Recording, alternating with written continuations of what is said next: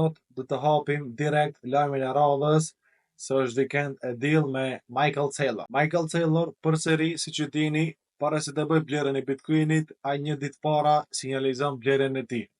Si sinjalizon, do të shkojmë të ndjekim lajmin. Lajmin e kam përcjell edhe Coin Telegraph, ku Michael Saylor çdo herë para se të bëj blerjen e Bitcoinit, ai sinjalizon me këtë foto. Kjo do me thonë se ai përsëri do të bëj blerjen e Bitcoinit. Veçanërisht një ditë para ai e çet vetë foton, të nesërit dalin rezultatet se për sa ka bler Bitcoin dhe sasinë e tij. Mundemi me po që lajmin e ka publikuar para 8 orë vet Michael Saylor në Twitter dhe çdo herë mas kësaj fotoje një ditë më vonë del fotoja se për sa ka bler Bitcoin, për sa miliona ose miliarda, varet se shtash sa ka pas buxhet. Michael Saylor, edhe pse ka nis lufta mes Izraelit dhe Iranit, ka luftime mes dy shteteve dhe Bitcoini ka pas një ramje, Michael Saylor nuk intereson kjo pjesë, çka bën ai çdo herë kur ka buxhet për investim, ai e blen Bitcoinin, pavarësisht çmimit, a është 105.000, a është 110.000, a është 100.000, ai blen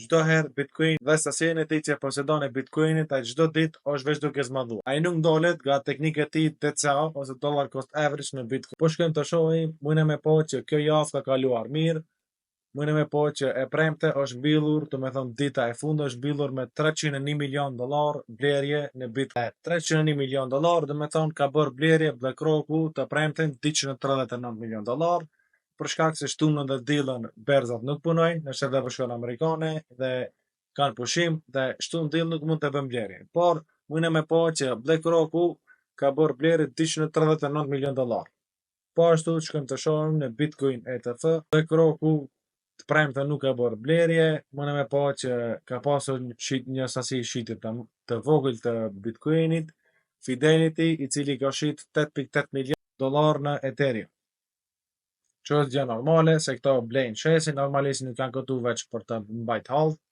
por këtu janë për të fituar. Lajmi që më ka pëlqyer mua është se CEO i Bitwise-it ka shpallur një lajm ku ai pretendon se Bitcoini do të jetë zëmece arin dhe do të ketë një vlerë për $30 trilion.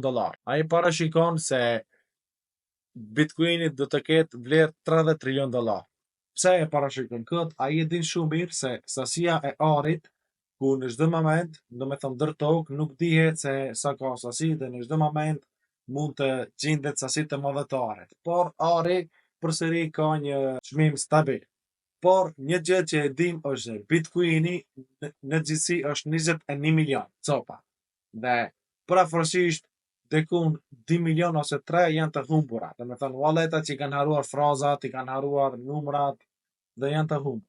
Gjithsesi do me thonë në cirkullim ose gjithsesi që mund të vizoj një 19 ose 20 milion. Nëse se ndodhen që dikush i ka haruar frazat mas 10 vjet, mas 12 vjet ju kam tekur ose e ka gjetur letrën ose laptopin e vjetër dhe përsëri është kiqur dhe ka hyrë në walletin e vet dhe ka mundësi që të bëj shitjen e Bitcoinit. Por të llogarisim dekun 19-20 milion maksimum është që Bitcoini mund të jetë në cirkullim. Siç e dim, 95% Bitcoinit deri sot është majnuar. Kur një produkt ka limit, do me thonë është limit edition, Bitcoin është limit edition, ka do me thonë 21 milion dhe asnjëherë nuk mund të rritet sasia. Kur një produkt shumë veta kanë interes që të blejnë, që në këtë rast Bitcoinin janë duke mbledhur masivisht institucionet, janë duke mbledhur masivisht fondet e mëdha, do me thonë njerëzit që e dinë se Bitcoini çka është dhe çka do të ndodhë në të ardhmen, çka do të ndodhë, normalisht se do të ketë shumë blerje dhe njerëz që do të kenë dëshirë që të blejnë Bitcoinin, por Bitcoin nuk do të ketë dhe çmimi do të fluturojë. Ndoshta me të vërtetë që të fjalë që disa vjeta duke pretenduar se Bitcoini një ditë do të ketë vlerën e $1 milion, që duhet të ndjekim është se mbasti Trumpi në kriptovaluta jep fryte. Kjo do me thonë se pasuria e Trumpit e deklaruar në 2024 ka shkuar në çmime marramendase, me thënë $1.6 miliard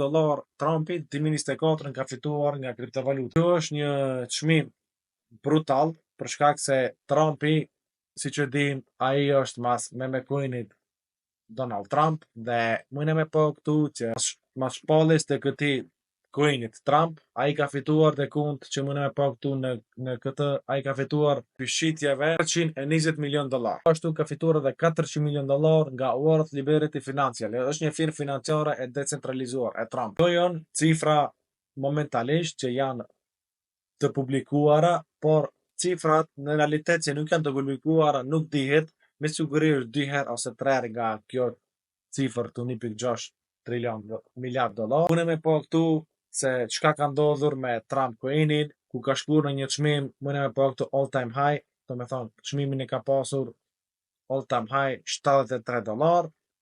Çka ka ndodhur sot Trump Coinin mundi me blej me një çmim $10. Pas meje ai ka bërë një rug pull të këtij Trump Coinit, por nuk e ka bërë një rug pull të thjeshtë siç e bëjnë të gjithë, do me thonë çmimi të bjen e zero, ai ka bërë shitje ngadal, ka bërë një hype të madh, ka ndalë, i ka bërë shitje dhe që tash nuk intereson për projektin çka do të ndodh, për shkak se kjo pim fillim është padur si me coin. Dhe ai ka shitur sasitë e vet, po ashtu ai ka fituar shumë para edhe nga provizione, do të thënë nga shitja e blerë e këtij coini ai ka fituar shumë para. Për mua një president nuk ka nevojë që të hi në këta coina, në me coina, po që dim njerëzit që kanë pasuri të madhe, me thënë Trumpi veç është multimiliarder.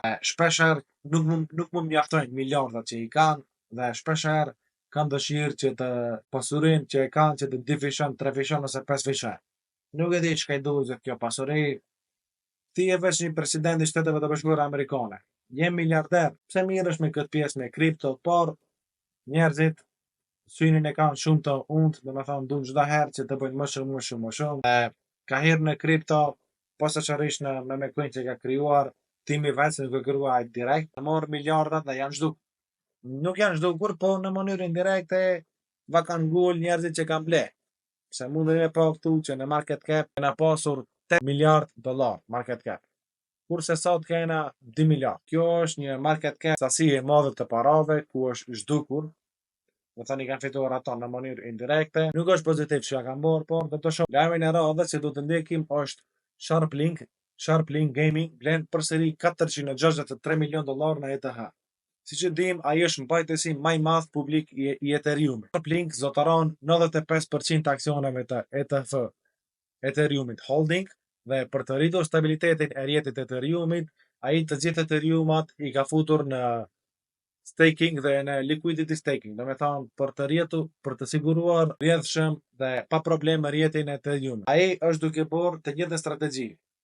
Michael Saylor blen masivisht Bitcoin, ai bën blerjen e Ethereumit masivisht. Do me thonë njëjtën strategji të Michael Saylor, por ai e praktikon në Ethereum. Ai momentalisht zotëron dhe menaxhon parafërsisht 1.7 milion Ethereuma. Në emër, por siç e dim, në emër të klient. Nëse ju pëlqen kjo videoja, e dini që ta çka do të më bëu një like të videoja, subscribe, me na përkro dhe faleminderit, me në pafshim dhe video në radhë.